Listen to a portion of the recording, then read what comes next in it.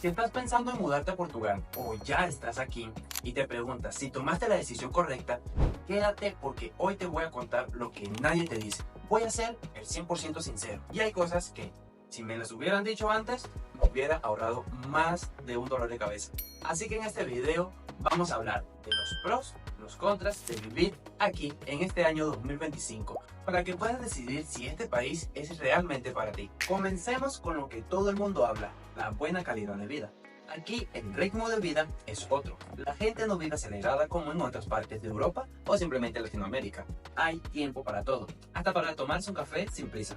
Uno de los mayores atractivos de este país es que puedes solicitar la nacionalidad después de 5 años de residencia legal, que en otros países normalmente te demora de 5 a 10 años o más. Así que si tu plan es tener un pasaporte europeo, Portugal es una opción interesante. Ahora, otro punto positivo que yo le veo a Portugal es que sigue siendo uno de los países más seguros de Europa, aunque pasó de ser el tercero al séptimo.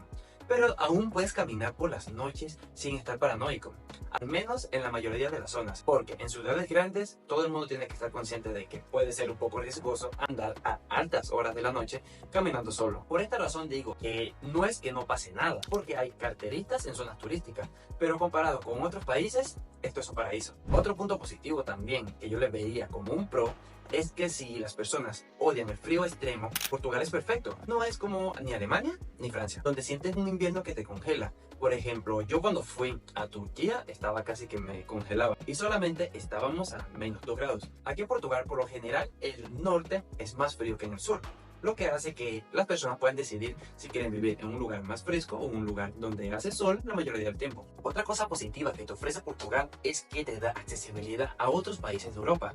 Estás en la Unión Europea, lo que significa que viajar es súper fácil. Puedes irte a España en bus por 10 o 15 euros. También puedes tomar un vuelo barato a Francia, Italia, Alemania. Y si consigues la residencia te puedes mover sin problemas por el espacio Schengen. ¿Quieres mudarte a Portugal y no sabes por dónde empezar? Te ofrezco una asesoría personalizada donde te explico todo lo que necesitas antes de llegar. Documentos esenciales como el NIF, el NIS, cambio de morada y más. También todo sobre los trabajos, cómo hacer tu currículum en portugués y dónde buscar empleo. ¿Cuál es el costo de vida en este país? Gastos reales en alquiler, transporte y comida. Recomendaciones según tu situación para que evites errores y ahorres tiempo. No te lances sin información. Escríbeme y agendemos tu asesoría. Te ayudo a dar el primer paso con éxito en Portugal. Ahora pasemos a la parte que nadie quiere admitir, los contras de Portugal. Todo lo que brilla no es oro. Aquí viene un golpe de realidad.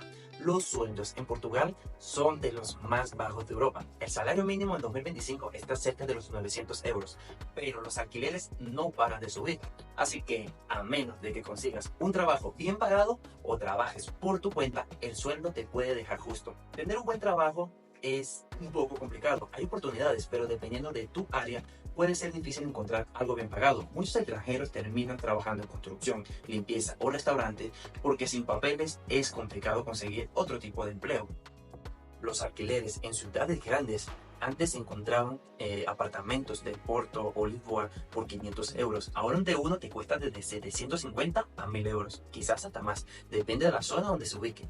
Esto es en ciudades grandes, ya que es lo que la mayoría de las personas buscan para así conseguir un buen empleo. Por eso muchas personas eligen vivir en el centro, como hay otras que simplemente prefieren irse a las afueras porque ya se vienen con un plan, ya vienen con una estrategia de cómo van a conseguir empleo y cómo se van a ubicar en esos lugares. Por eso, si eres extranjero, buscar alquiler en Portugal es complicado. Sin un contrato fijo, sin un fiador portugués, prepárate para una odisea, porque no es tan fácil conseguir un departamento. Otro contra que se puede encontrar notablemente aquí en Portugal es la burocracia.